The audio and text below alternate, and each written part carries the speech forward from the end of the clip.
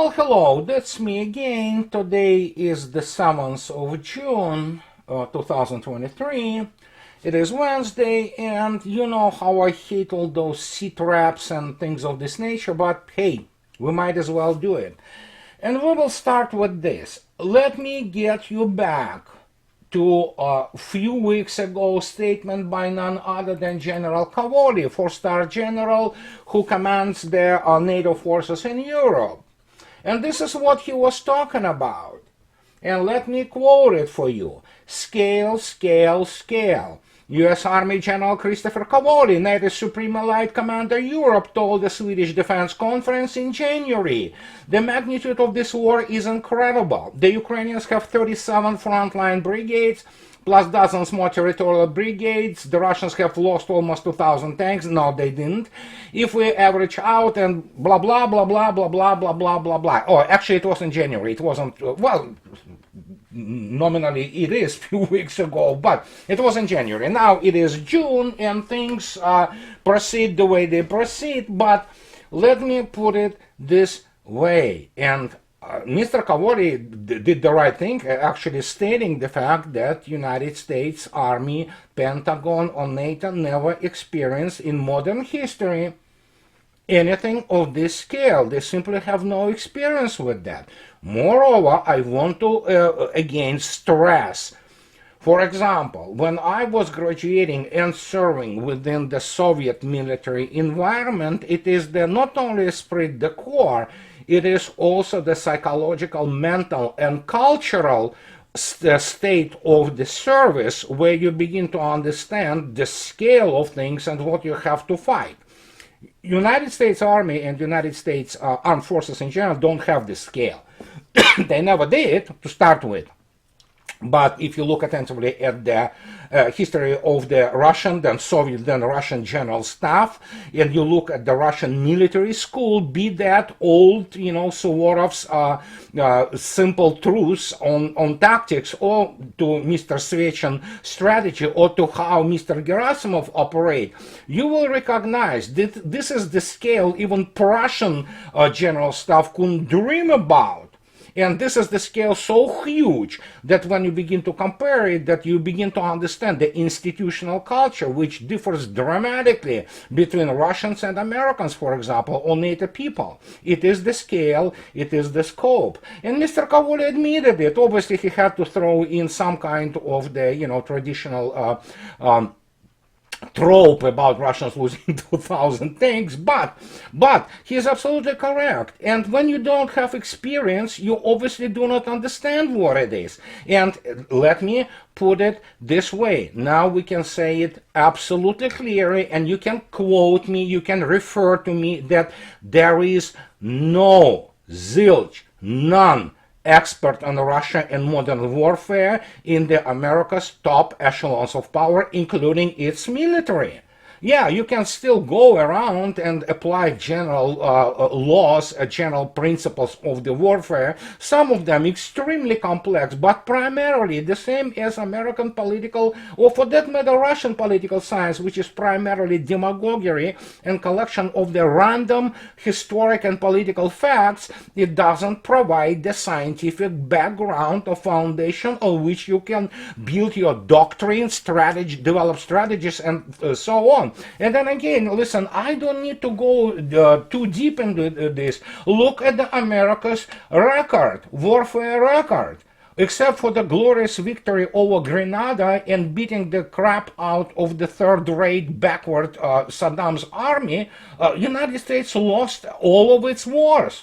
United States can win a battle, that's for sure, and it did, but starting from 1945, well, actually from Korea, look at the record, it's all there. That is why banks check your credit story. They will not issue you a loan unless you have a good credit history, because they understand this is the basically track record of how you perform. Financially, in this particular case, we can apply things absolutely legitimately to military issues. issues. And again, when you look at this, where is the scale? I understand that actually in Vietnam, which is the only serious war United States fought in the last 70 years, it was primarily South Vietnam which was doing the dying.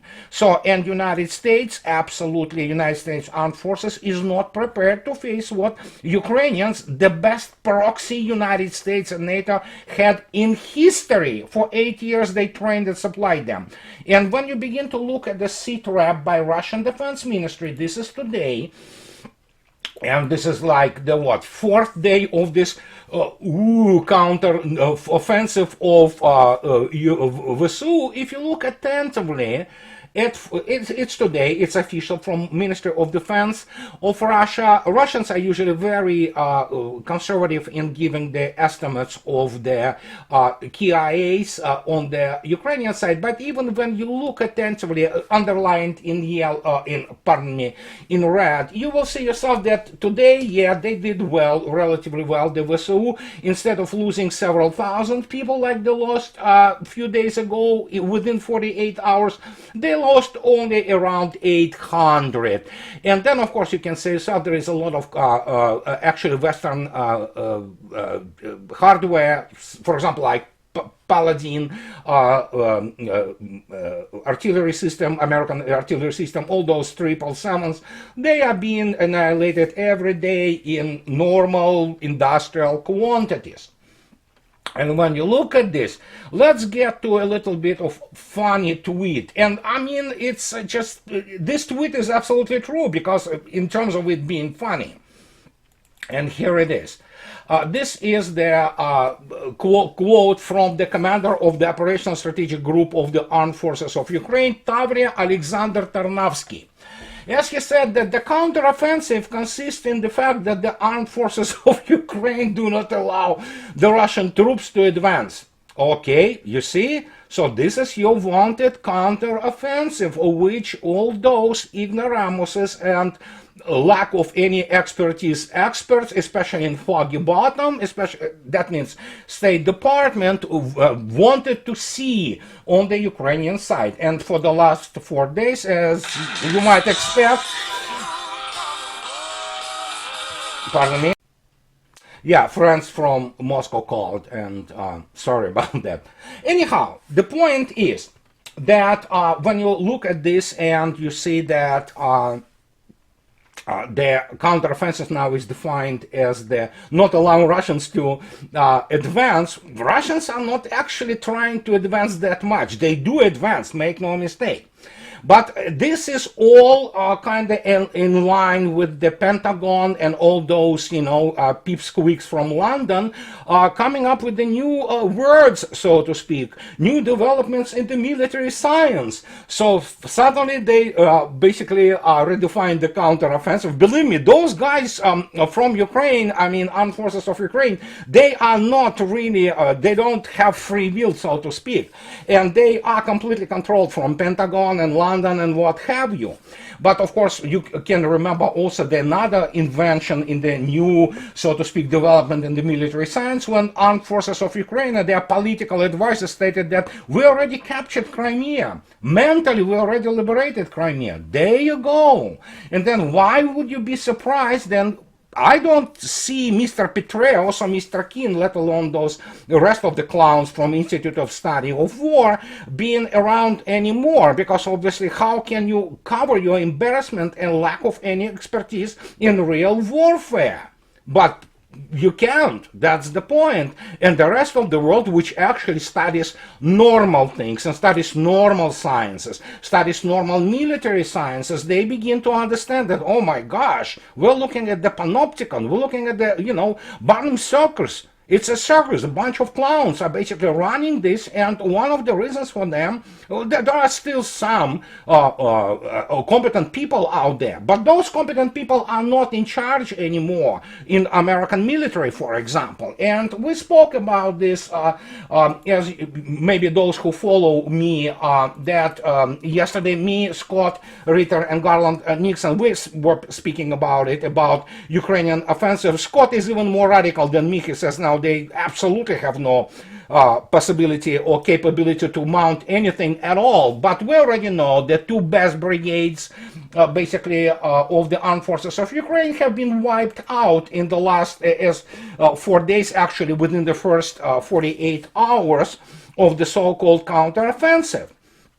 And of course, there are some people who are competent people, as I already stated, in the US military who try to convey this reality to the political top, and they have to face the fact, basically, that we have, as was promised, slaughter on the unimaginable scale, and nothing which United States Army ever experienced. And if you go, for example, to my latest video, granted in Russian, it's my good friends, Politvera and wonderful military correspondent, the man with the combat experience no American soldier officer has, Marat Khairulin. We've been speaking yesterday about the situation, and Marat was kind of divulging deliberately some, as he called, small secrets, and we came to the conclusion that basically, yeah, Russia is ready now for something which many in Pentagon, CIA, and especially American political top, they are afraid of. But we know the actual Russian strategy, how the way it was developed, the way it was implemented by people of like Mr. Gerasimov, Mr. Surovikin, through, of course, overall supervision of Mr. Shoigu, and, of course, Mr. Putin, Medvedev, and other people who are members of the Security Council. And when you look at this, you begin to understand what is happening, and that brings us to the issue of Mr. Medvedev. Medvedev went on record yesterday. I'm giving you the basically English language summary from RT. It is today, and Medvedev, being a plain-spoken man, he stated that Zelensky could be killed by his masters. And he says Ukraine is being forced to carry out its much-hyped counteroffensive in order to justify the weapons and money it received from the West, claimed ex-Russian President Dmitry Medvedev in a Telegram post on Wednesday. So you can read this summary, which is crucial, believe me. It's huge in its significance on RT. But let me show you this Telegram post of Mr. Medvedev. Here is this post from his Telegram, and yeah, he underlined in red are the same things which I just quoted for you from RT English language thing. But here what is most important for today, this is what we can now start counting on, because when Mr. Medvedev, who is deputy chair of the Security Council of Russia, it means he is first deputy of Mr. Putin, when he speaks, he knows what he's talking about, and people better, take a note. And we actually arrived to this conclusion actually a few days ago, but yesterday when I was talking to Marat and Vera, and then we spoke Garland, Scott, and me, it is clear that's what is coming. And now Mr. Medvedev says it all, and look at this. This is what his conclusion from his Telegram channel. This is what he says. Actually, it's pretty nonchalant, and it's kind of very calm. And that's what he says. I translated to you. That is why the most important now is to maximum concentrate and give the very good response to what is actually passes in the United States for counteroffensive. And he's talking about obvious things. Our army has a considerable advantage in aviation and armor and smart and high precision weapons. And of course, we have a huge moral advantage. And then he says this: we need to first stop the enemy and then start the offensive. The main objective of this offensive, not only liberation of our lands and defense of our people, the main objective is complete disposal, complete annihilation of the Nazi Kiev regime, which dug itself in the country 404. This is, guys, today. This is official statement of Russian strategy. And that is, when you look attentively, this is like, oh, wow. So what he says is very simple. There will be no Ukraine. And there will be obviously no regime in Kiev. How it will proceed now, we know this. And when you look attentively at the panic which actually struck everything in the West, I mean, all over the place, and everybody now says, talks about off-ramp and freezing conflict, those people should have been thinking about it 2 years ago, or better yet, 9 years ago. But as I already stated, Russian study field and military expertise in the West is a joke. It's a joke. All of them, all those intel professionals, all those generals, those generals won't be allowed to command freaking regiment in Russian armed forces.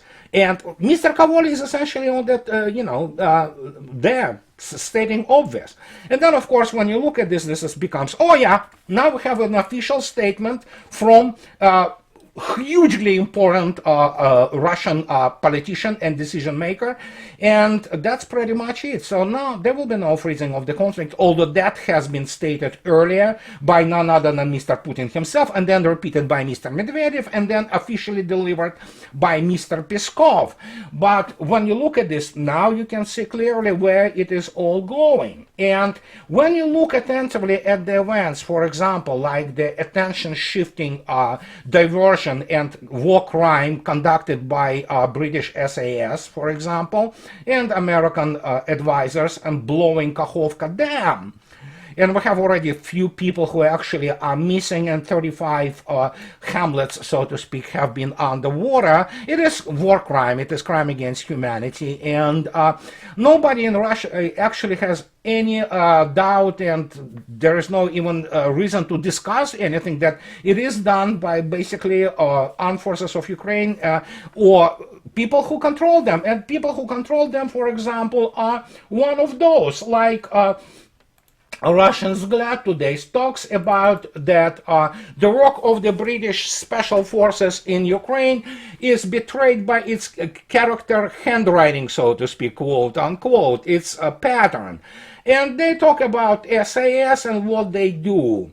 And when you read this, you can read this article in Russian, and if you want to basically translate it, you can use the Google Translate. But when you look through it, you begin to understand Russians know everything they need to know. There are no secrets. It's all this, what ballet or Kabuki Theater they try to put up there first. We have to understand, SAS is good only of killing Skripal's cats and blowing out all those civilian infrastructure, maybe assassinating a general or two. In reality, London and Great Britain, as I'm on record, and again, you can quote me, militarily, economically, it's a pipsqueak. I mean, it's nobodies. They are nobodies. So the only thing they have left for them is to play big honchos by inserting those SAS forces, which, of course, are absolutely not designed to fight serious enemy and will be annihilated in the case of the real, for example, serious Russian offensive, or will run away. That's what they usually do.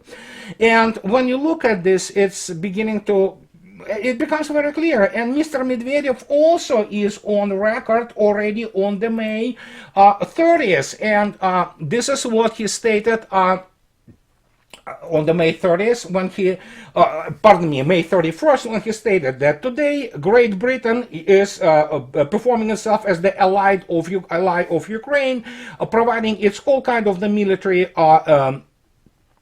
aid in terms of equipment and specialists. And the fact is they're conducting a war against Russia, which is, of course, undeclared. And, of course, they cannot declare it. And they better not, because in this case, if they declare war on Russia, London will be turned in the parking lot. And Medvedev, as you can see yourself highlighted in yellow, he called British bureaucrats a legitimate military target. And Mr. Patrushev today also states when he speaks to one of the media people that, yeah, we know that's Americans and British doing this. I mean, it's, yeah. Armed forces of Ukraine, they really do not have free will in terms of doing anything. And it's all about Kabuki Theater. It's all about PR. And when you look there at American generals, for example, and those people who plan those operations, not to speak about the people who are absolutely, I mean, useless and mindless in Foggy Bottom, let alone the clowns from Congress, you begin to understand how serious it is, because the only thing they can do is PR. They are being paraded as absolutely incompetent and ignorant people. And that means it's a systemic flaw. It's flaw starting from the high school in the public education, then going through military academies, intelligence services, and things like that. This all happened in the last 20 years. We're looking at the degeneration of expertise, the one I never saw in my life. And I lived, guys, through the collapse of the Soviet Union. And we were discussing it yesterday with Scott Garland and me, that this is this miscalculation is not just strategic. Oh, strategic doesn't do it in terms of describing it. I don't know. I don't have descriptive power to explain it to you. It is historic on the millennium scale. That's what it is. It's civilizational scale miscalculation, because those people are ignorant and incompetent, and now they begin to face this. And as you can see yourself, when Medvedev says that basically British politicians are legitimate target is, well, yeah, obviously. And now you have this all those losers from the American media suddenly starting to say that there are all kinds of leaks that, oh, US knew Ukraine planned to sabotage Nord Stream. Vapo, right. Moscow is shaking now from Homeric laughter because, I mean, this is all designed for internal consumption by people with the IQ lower than room temperature. But here it is. American spies knew for months that Ukrainian state operatives planned on destroying the Nord Stream gas pipelines. The Washington Post reported on Tuesday, citing leaked Pentagon documents. It doesn't matter what they do. You know why they're doing this? It's not only to kind of play, you know, with minds of people already kind of tired and getting a little bit of dose of their reality. It is done for hedging the situation which I'm talking and warning about, and many people still will not accept it seriously. They will eventually, and you can, again, read my lips, you can actually refer to it.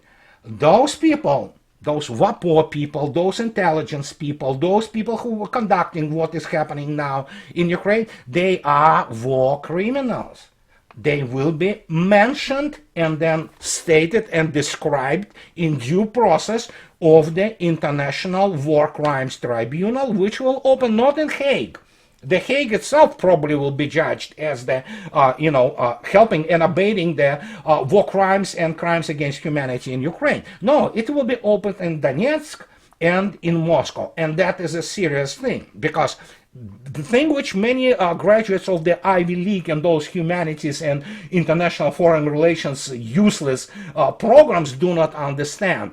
Only victors are writing the rules for the after-war period of time. And the combined West ain't a victor. Believe me, that's absolutely true. And this is what we are beginning to see and hear, for example, from this Norwegian clown who is the chief of the big honcho in NATO, who stated, oh, no, we don't need Ukraine in NATO if it loses. Well, Ukraine already lost. They just need to kind of find the off-ramp and do the only thing they know in their lives, because they have no honor, they have no ethics, they have no morality. The only thing they care about is how they look like for the outside people, because this is the foundation of their political careers, and evidently this is the foundation which allows them to lie constantly and BS their electorate to, elect them into whatever the political positions they want to be, to basically, make their life better in terms of financial and other issues.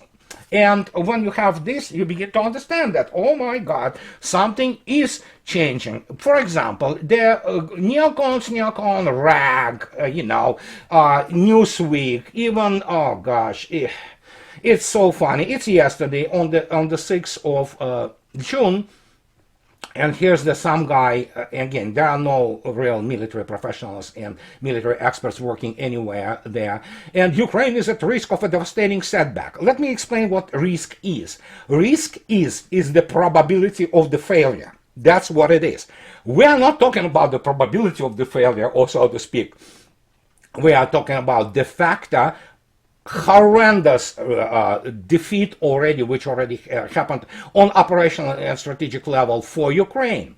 And those guys begin to hedge themselves like this counteroffensive is going to be absolutely a game changer one way or the other, or whether or not Congress can pass a supplemental spending package on Ukraine. House Foreign Affairs Committee Chair Michael McCall, a Texas Republican, said this week when speaking about congressional aid to Ukraine, according to Punch Bowl News. Well, we need to understand who this guy McCall is. He is the American attorney who graduated, who never held a real serious work in his life, who never served in military, and he will not understand basic tactical things, let alone operational, let alone strategic ones, which require a lot of mathematics and a lot of physics and a lot of other things which are absolutely taught in normal military academies.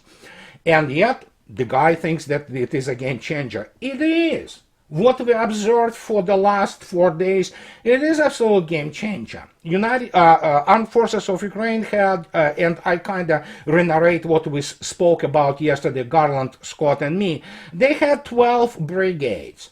2 of them best armed with those Western tanks, Leopards, which are burning now, in a good German tradition to, attack Russia periodically. So, and as in the World War II, they are burning in the fields of Russia, and the numbers of the KIAs are absolutely stunning in terms of losses of the armed forces of Ukraine. And there are also many Poles who are actually getting killed there.